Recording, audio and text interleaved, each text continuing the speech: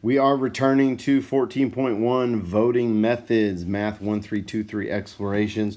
Fourth and final voting method in this section, it is the pairwise comparison.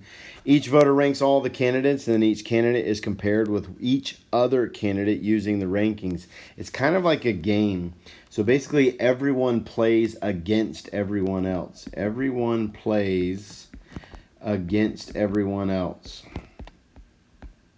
I actually was in a tournament like this one time. I played church softball. Everyone plays against everyone else. And basically your head-to-head matchup is what was important. And you earn points based on the wins that you had against each other. And then at the end, we crowned a victor based on the pairs-wise. So what I'm going to do is kind of get organized here. We're going to create sort of like a tournament. Every single player has to play against every other player. So Leonardo versus Donatello. We're also going to have Leonardo versus Michelangelo. And we're also going to have Leonardo versus Raphael. So Leonardo has now played against every single player. And we'll do the tallies here in just a second. Well, who else needs to play against each other? Well, Leonardo's played against everybody. What about Donatello? Now, Donatello has already played Leonardo, but what about Donatello versus Michelangelo? And then what about Donatello versus Raphael? So Leonardo has played everybody. Donatello has played everybody. If you think about it, there are 4 teams, so your team has to play the other 3 teams in this little tournament. So I am missing one. I would do this in class. I would kind of pause and say, which matchup have we not done yet? I see Raphael only twice. I see Michelangelo only twice. So we need Michelangelo versus Raphael. So basically what we're doing is kind of a head-to-head matchup, if you will. So we're going to do the totals down here at the bottom. We're going to keep up a tally to see who wins in each of these head-to-head matchups. So Leonardo, Donatello, Michelangelo, and Raphael. And we'll total up the points down here once we look at the head-to-head competition. Now, back up here to the instructions. Number 2, a series of comparisons in which each candidate is compared with each other candidate. So it's like a head-to-head competition to see who wins. The higher ranked candidate receives 1 point. A tie would get half a point to each candidate. After we make all comparisons, those are the 6 matchups that I have in blue down below. Once we make all 6 comparisons, the candidate receiving the most points is declared the winner. So here we go. First matchup is Leonardo versus Donatello. Now, in this first column here, who wins and how many points do they get in the win? Well, in this first column here, Leonardo beats Donatello. So Leonardo picks up those 19 votes. But take a look at what happens in the second column. Donatello is ahead and beats Leonardo.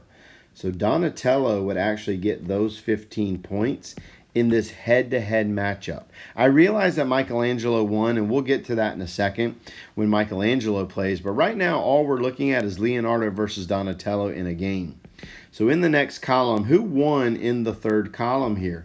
Leonardo or Donatello? Well, Donatello is ahead of Leonardo, so Donatello picks up those 11 votes in this matchup. In the fourth column, who is the victor here? Donatello is ahead of Leonardo. He picks up those 7 votes. And in the last one, poor Leonardo was last, so Donatello barely edged him out and picked up those 2. And that gives him a grand total of 35. And in this particular matchup, Donatello would win. So Donatello gets the victory there. Donatello gets 1 point at the bottom. Okay, now I'm going to clear the board here in my chart. And basically what we do is we start that process over with 2 different players. So let's see who's playing now. Let's do Donatello versus Michelangelo. So in this first column, who was the victor in the first column between Donatello and Michelangelo? Well, Donatello edges out Michelangelo, so Donatello would pick up those 19 points. In the second column, Michelangelo beats Donatello. He gets the 15 points. We got a close matchup here. In the third column, who's going to be the victor here? Michelangelo is going to outdo Donatello and pick up those 11 points. And in the fourth column, we have Donatello edging out Michelangelo for those 7 points. This one's a really close game. Let's see. Last column, Michelangelo sneaks out 2 votes over Donatello. So that would be a grand total of 26 here. And that would be, 28 here. Michelangelo takes the victory. Donatello takes the loss. That would be 1 point for Michelangelo in that matchup. So basically, the way that this is a fair, why this is a fair method is everybody has to play against everybody else. So we're going to do the matchup. Let me clear the board again. Up here in my chart, we're going to clear the board and go back to another matchup. This matchup is Leonardo versus Michelangelo. Leonardo and Michelangelo. Well, in that first column, Leonardo takes those 19 points. Why? Because he's ahead of Michelangelo. In the second column, though, take a look. Michelangelo is ahead of Leonardo, so Michelangelo picks up those 15. Michelangelo is ahead of Leonardo again, so Michelangelo picks up those 11. Who wins in the fourth column, Michelangelo or Leonardo? Well, you guessed it. Michelangelo takes the lead again. And in that final column, Michelangelo beats out Leonardo to pick up those 2 votes. So that would be 35 for Michelangelo and still those same 19 for Leonardo. So Michelangelo picks up the victory. Leonardo takes the loss. So now that's 2 for Michelangelo. He has taken an early lead.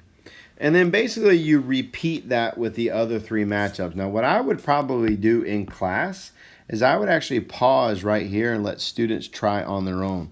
I want you to tell me who's going to win in the matchup between Donatello and Raphael.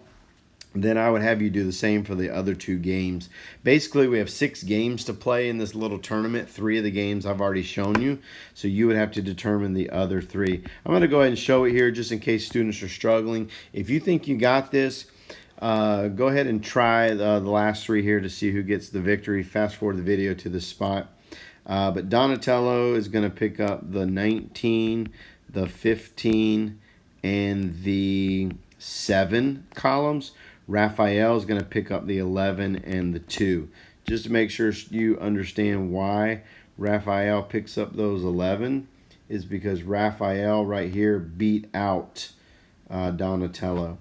And on this side, that 2 right here is, even though Raphael didn't win the overall vote, he does beat out Donatello. And so that's why he gets those 2 votes. If you total those up, that's going to be 41 to 13. And Donatello takes the victory there. Raphael does not. So Donatello picks up a win. Looks like I've got a 2-2 matchup here. So I'm just curious who's going to edge this one out at the end. Now, if I'm sitting with Donatello right now, I want you to kind of put this in perspective. All 3 of Donatello's games have already been played, and Donatello picked up 2 points. But if you look at the last 2 games, Donatello is not even playing anymore, so all he can do is win 2 games. So I am actually more interested in the Michelangelo matchup than I am the Leonardo Raphael, because if Leonardo Raphael, no matter who wins that last matchup, either one of them is going to get 1 point. So they're not going to be the victor. So let's take a look at Michelangelo and Raphael first. Michelangelo is going to pick up 19, 15, and 2. Raphael is going to pick up the 11 and the 7. Let me make sure students understand why. I'm going to clear the board here. I want to make sure you understand why. Michelangelo beat out Raphael here. Michelangelo beat out Raphael here. Michelangelo beat out Raphael here. So Michelangelo gets that 19, 5, and 2. Because Raphael beat out Michelangelo here with the 11 and the 7, Raphael picks up those 18 points. But unfortunately, I don't think 18 is going to be enough here. 36 is the victor. That would be Michelangelo. Raphael does not pick up the victory, which means Michelangelo gets the 3rd point.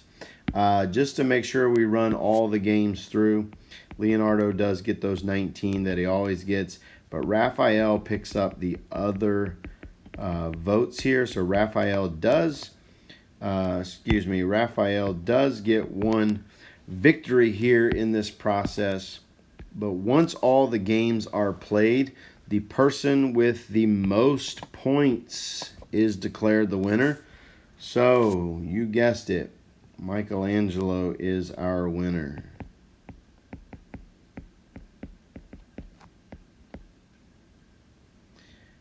It's harder to spell it when you write it like this. But Michelangelo is the winner on the pairwise comparison method. Let's go all the way back to the very beginning. And there he is. So I am actually really genuinely curious what your thoughts are. What do you think is the best method? I think all of these are valid, but as a sports guy, I'm very fascinated with the pairwise comparison because it's almost like a head-to-head matchup. And more people thought Michelangelo was better than the others using this method. So give me a comment in the comments below. Like, share, subscribe. I feel like I'm an actual YouTuber. Like, they say this stuff all the time. Send me something in the comments below. Like, share, give me a thumbs up, subscribe. I think I have 1 subscriber out there. Maybe I have 2 by now. But anyway, thank you guys for listening. This is the 4th and final voting method of 14.1 Math 1323